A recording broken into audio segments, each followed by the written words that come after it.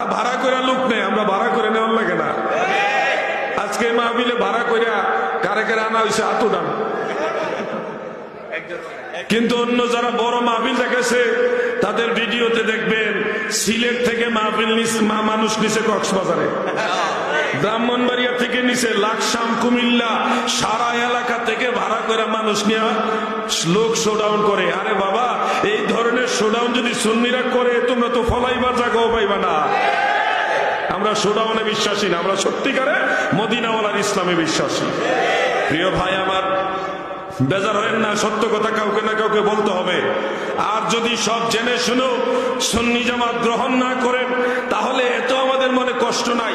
ইমাম হুসাইন রাদিয়াল্লাহু আনহু তিনি নিঃসন্দেহে জান্নাতের যুবকদের সরদার।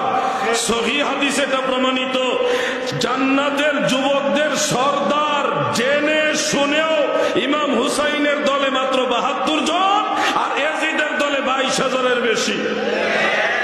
আমি আর আপনি আমরা তো হিসাবের বাইরে, হিসাবের ধারে সাইডেও নাই।